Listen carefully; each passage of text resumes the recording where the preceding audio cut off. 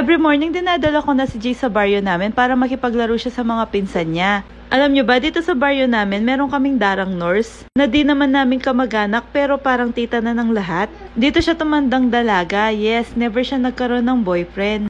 Birthday niya nga pala ngayon kaya naisipan ko siyang gawan ng cake.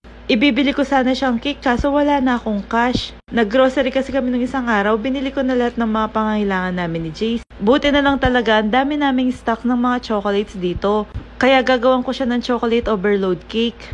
Baka din kasi di niya pa naranasan mabigyan ng chocolate. Judgmental ka, girl. So ayun na nga mga mare, nilagyan ko ng tubig para dumikit sila. Tapos tinali ko na din. Wala pala akong gloves pero malinis naman yung mga kamay ko. So ayun na nga, yung mga chocolate na meron dito nilagay ko sa taas.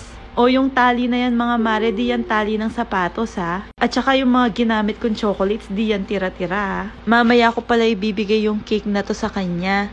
Tapos naalala ko, meron pa pala ako ng mga pang-design na BTS kaya nilagyan ko para isipin niya na lang na boyfriend niya yung mga yan. So ayun na nga mga mare, pati yung mga lobo na nasa bahay, dinala ko na kasi sayang naman. Kaya para tuloy ako manliligaw, o pakinggan nyo na yung pagkanta ko ng Happy Birthday Kapampangan version.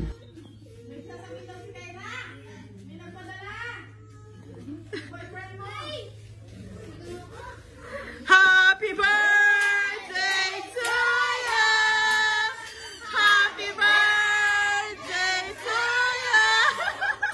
Happy birthday! Happy birthday! Happy birthday to you! Ayan, blow!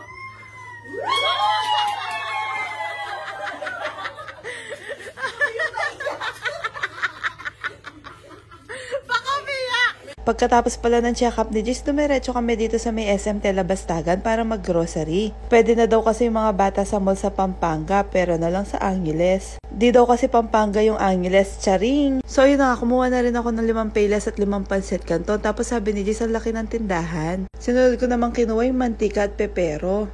Puro pang merienda yung mga kinukuha ko. Paano kasi ang hilig namin magmerienda ni Jace, minsan nga gabi na nagmimerienda pa kami. Na-try nyo na ba tong cream o premium? Sobrang sarap niyan. Lagi ako naghahanap ng ganyan, buti na lang meron dito. Tapos sinunod ko na may mga delata, kumuha ko ng century tuna, corn beef, tapos itong tausi. Ang sarap nito. Di mawawala yung saba na mackerel sa amin.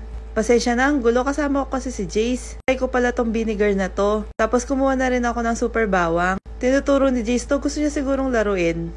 Ito pala yung ginagamit kong butter. Tapos kumuha na rin ako ng Yakult. Dinamihan ko na. Sumunod naman ako dito sa mga kape. May pa Starbucks pa ako. Pare-pareho lang naman yung lasa. Akala ko sa Yellow Cab lang merong ganitong sola. Meron din pala dito. Sinunod ko naman yung mga Minute Maid.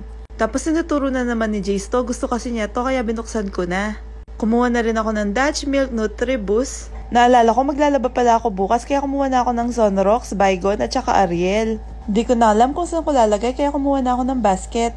Ito pala yung conditioner na ginagamit ko. O sunod naman natin yung pang DIY cake ko. Kumuha na ako ng Nutella, Macadamia, Snickers at saka KitKat. Sosyal. Syempre ba na ako, kumuha na rin ako nito. Tapos dinagdagan ko na din ng curly tops. Itong si Jace naman, ano na lang mga tinuturo. Naguguluhan yata siya sa sobrang laki ng tindahan.